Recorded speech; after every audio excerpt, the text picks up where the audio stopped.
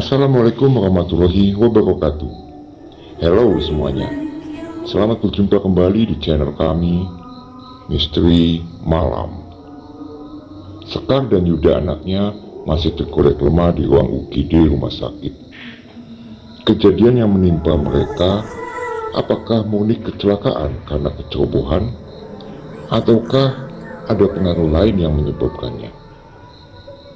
Apakah Sekar dan Yuda dapat diselamatkan? Kita simak saja cerita dari podcast Horror Demit, Akibat Pasang Susuk bagian ke-7. Selamat jalan Yuda.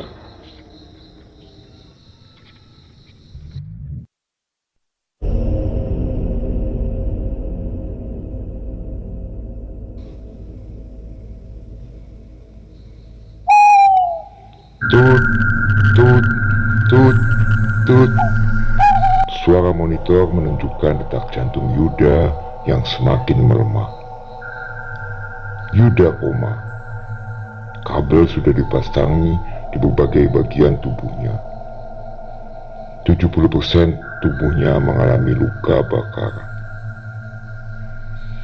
Di ruangan lain, Sekar masih dalam keadaan tak sadarkan diri. Dia hanya menerima sedikit luka bakar di tangannya. Dia hanya pingsan biasa dan ritme napasnya normal. Keadaan itu membawa Sekar seperti ke alam mimpi. Dia berada di area yang luas dan di depannya terdapat danau yang indah. Sekar memicingkan matanya melihat ke arah danau itu. Di sana terdapat perahu dan seperti ada sosok yang ia kenali. Yuda, ya, betul, itu adalah Yuda. Dia sedang duduk di pinggiran danau, tak jauh dari perahu itu, sambil melingkarkan tangannya di kedua lututnya. Sekar menghampiri Yuda dengan sedikit berlari. Yuda, kamu baik-baik aja? Alhamdulillah, ucap Sekar mengekspresikan rasa syukurnya. Lantas, dia memeluk Yuda dengan erat. Yuda tak berkata apa-apa. Ia hanya tersenyum, menandakan kebahagiaan bisa melihat ibunya. Maafin Yuda ya, Ma. Yuda sudah bikin Mama kesal, ucap Yuda dalam senyumnya. Mendengar perkataan itu, air mata haru Sekar tak bisa terbendung. Iya, udah Mama maafin dan selalu Mama maafin, ucap Sekar dalam tangisnya. Mama jangan nangis, nanti kalau nangis cantiknya hilang loh. Yuda berkata begitu sambil melepaskan pelukan Sekar. Rayuan Yuda membuat Sekar seketika tersenyum dalam tangisannya. Yuda mau naik perahu dulu ya, Ma. Yuda mau nyusul ayah. Ayah udah nungguin Yuda di seberang danau ini, lanjut Yuda. Mama gak boleh ikut, tanya Sekar.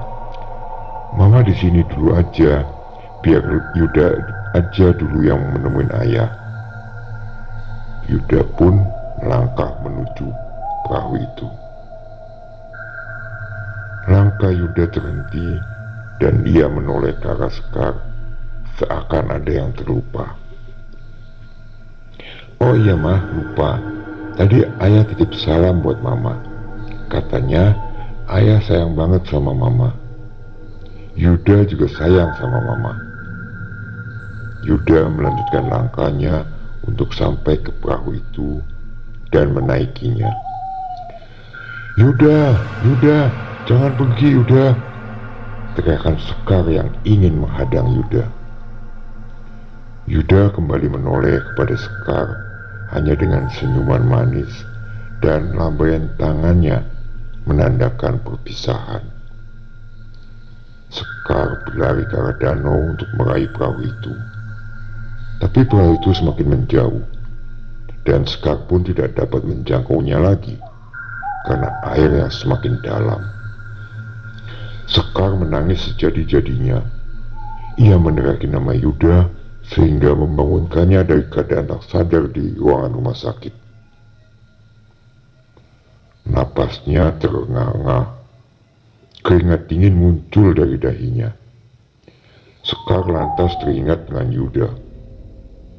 Kebetulan Wandi kakaknya ada di sampingnya, dan tanpa menunggu lama, Sekar langsung menanyakan keadaan Yuda. Belum selesai Sekar mengucapkan kata tanya, pintu ruangan rawat dibuka oleh tim dokter yang menangani Yuda. "Pak Wandi," ucap salah satu dokter yang memberi syarat kepada Wandi untuk menghampirinya. Wandi menoleh kepada Sekar. "Bentar ya." Wandi menghampiri tim dokter yang berkunjung ke kamar tempat Sekar dirawat. "Maaf Pak, pasien atas nama Yuda tidak bisa diselamatkan. Dia sudah meninggal dunia. Jenazah akan kami bawa ke kamar jenazah untuk ditindaklanjuti," terang salah satu dokter yang membuat Wandi terkejut.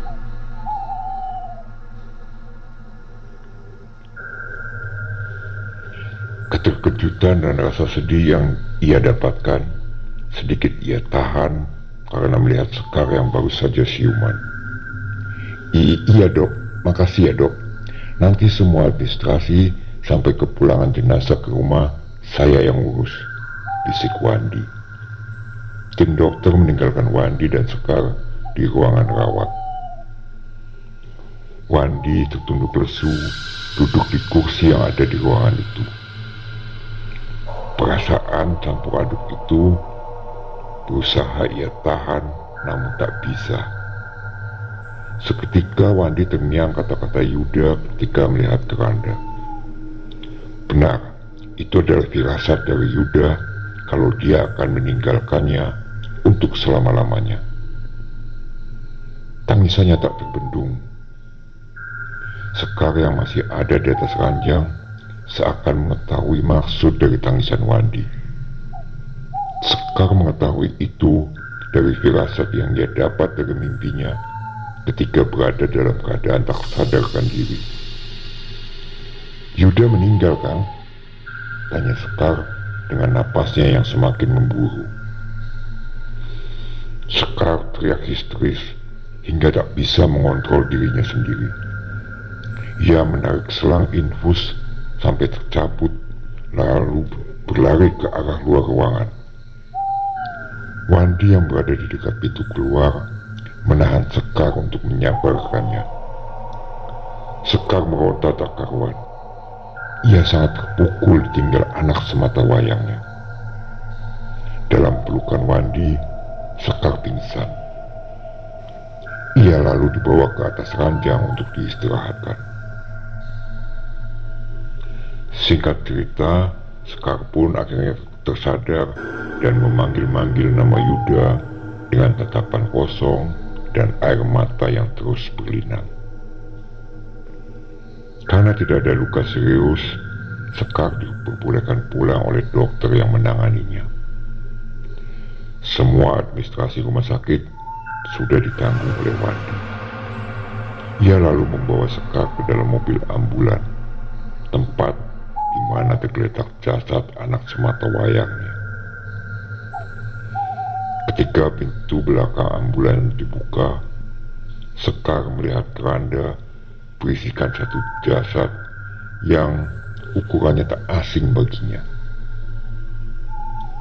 Penutup keranda itu dibuka oleh Sekar, diiringi isak tangisnya. Ia melihat wajah Yuda yang sudah menghitam. Spontan, Sekar berteriak sejadi-jadinya. Wandi kembali merangkul Sekar, dan lagi-lagi Sekar pun pingsan karena tak mampu menahan kesedihannya yang mendalam. Jenazah sudah berada di rumah untuk segera dilanjutkan prosesi pemulasaran jenazah. Wandi memotong Sekar ke kamar untuk ditidurkan di atas ranjang.